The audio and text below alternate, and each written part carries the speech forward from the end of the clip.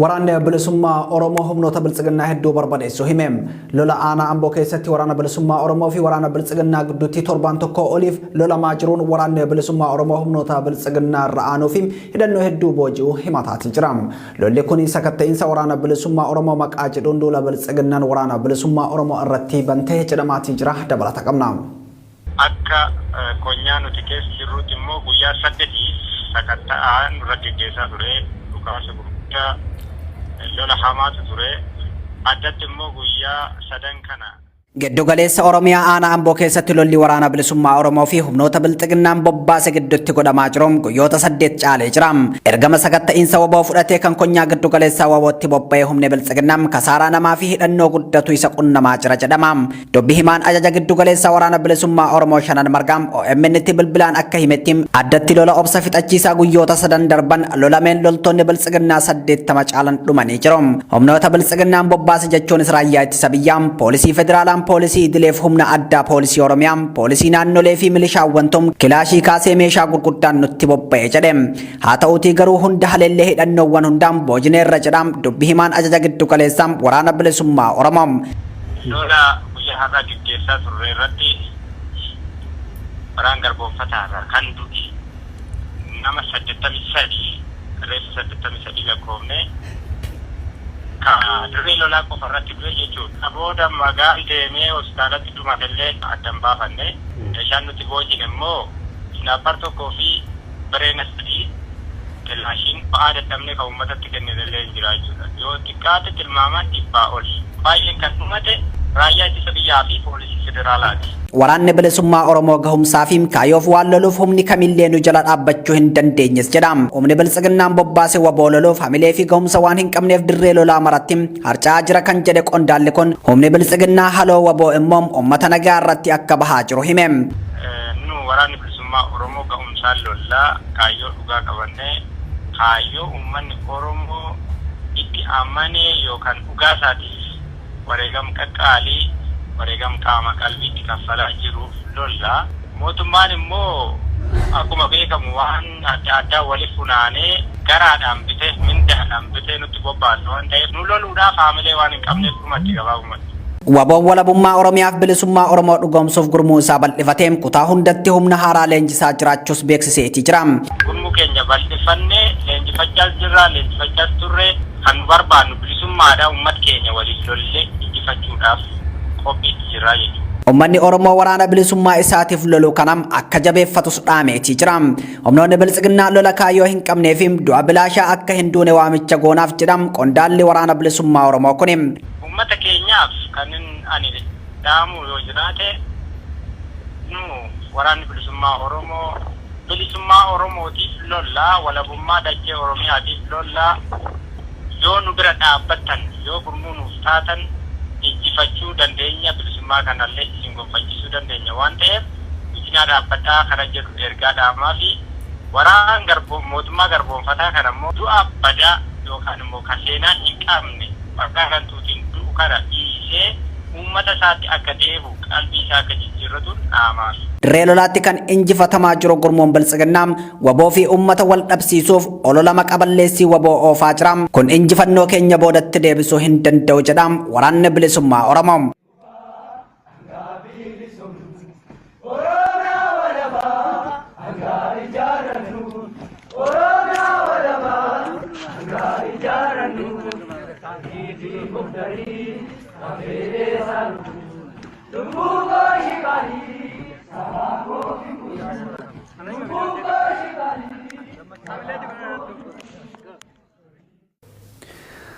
Walloo godina addaa saba Oromoo aanaa daawwee harawaa iddoowwan akka sanqallee dhagaakii fi kattaa haroo jedhamutti guyyaa 2 dura hidhattoonni naannoo Amaaraa manneen jiraattota ibiddaan gubuun himame. Jiraattonni naannichaa OMN'f yaada kennan humnoonni poolisoota addaa naannoo Amaaraa milishootaa fi bulchitoota gandaa waliin ta'uun mana namoota nagaa badii malee ibiddaan gubuu himaniiti jiru.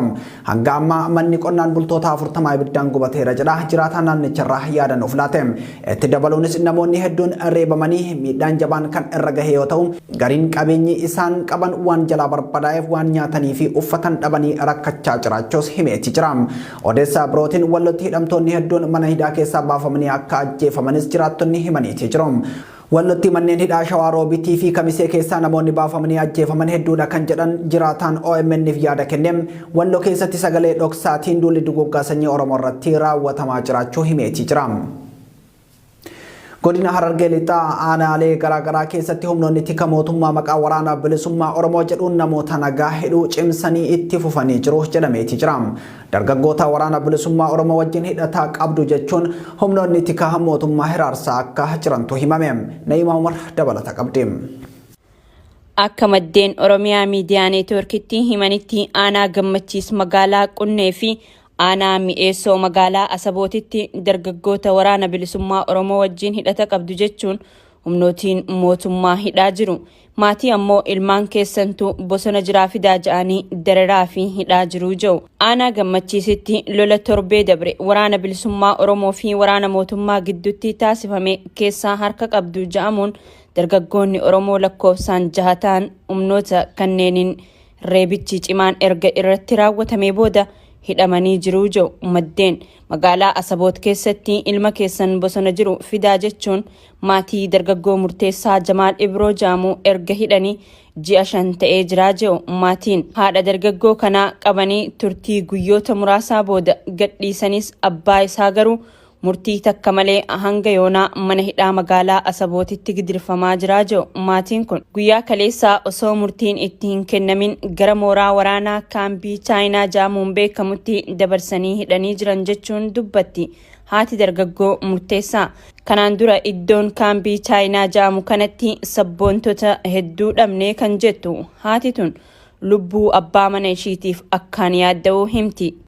Ana hidhanii anillee nagalatti kan maatii wajjin hidhaniiti abbaa manaatii wajjin hidhanii yeroo duraa jechuudha. An biraan irraasan maatii xiqqishootaan qaba tokkummaas faa dhukkubsatu jira. Sanii wajjin hidhamee nuti nama 5tu hidhame jechuu yeroo saniif. Ani sababa maatii saniidha akkana godhan dabanii firraa nagallatti.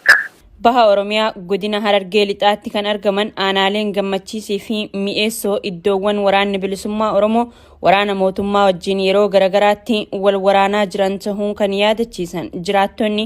Sababii kanaaf mootummaan yeroo hedduu uummata nagaa badii takka malee miidhaa jira jedhani.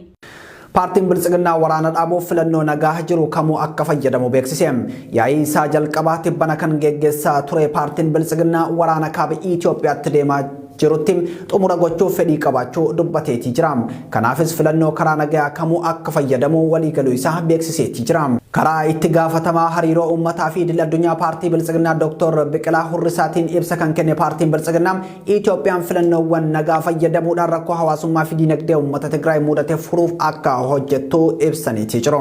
Dura ta'aan TPLF Dr. Dabratsiyoon Gabra Mikaa'el BBC News House irratti marii alkallattii mootummaa Itoophiyaa wajjin adeemsa akka jiran ibsuun isaanii ni yaadatama. Waraanni kaaba Itoophiyaa ji'oota 16 kan lakkoofsise wayita ta'uu gaagama namoomaa Hamaas hordofsiiseetii jira. Paartiin Biltsiginnaa yaa'ii isaa kanaan Abiyyi Ahmad pirezidaantii taasifatee wayita filatu Adam Faaraa fi Dammaqaa Mokonnon itti aantota taasifatee filateetii jira. Oduu biraatiin Komishinii Mirga Namoomaa Itoophiyaa ajjechaa suukaneessaa godina Mattakkal keessatti raawwatamee balaaleffate. Mootummaan naannoo Tigraay ammoo ajjechaa kanaan qaama duguuggaa sanyii dhalattoota Tigraay irratti raawwatamuutii jedheetii jira. Ammas dabalata qabna.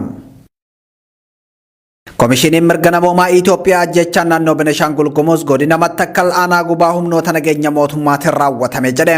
Komishinichi ibsa har'a baaseen taatee reeffa gubuu fi nama tokko kan lubbuun jiru gubuun humnoota nageenyaa fi hirmaannaa namoota kaaniitiin ta'uu mirkaneessee jira jechuun ibse. Ajjechaan suukaneessaan namoonni nagaa ittiin gubaman kun dafee qoratamee itti gaafatamummaan akka jiraatus komishinichi akeekkachiisee jira. Ka'umsi ajjechaa kanaa guyyaa tokko dura qaamoleen nageenyaa fi namoonni nagaa 20 hidhattootaan ajjeefamuu hordofee kan raawwate ta'uu ibse. Komishinichi ajjechaan kun ajjechaa murtee seeraa malee ajjeesuti jechuunis ibseetii jira. Komishinarri Komishinii Mirga Namoomaa Itoophiyaa Dr. Daani'el Baqqalaa humnoonni nageenyaa seera cabsaa mul'achuun akka namoonni seera irraa amantaa dhaban taasisa jedhaniitii jiru. Gama biraan ajjechaan suukaneessaan tibbana naannoo Beneshaangul Gumuzitti raawwatame ilaalchisee mootummaan Tigraay ibsa gaddaa baaseetii jira.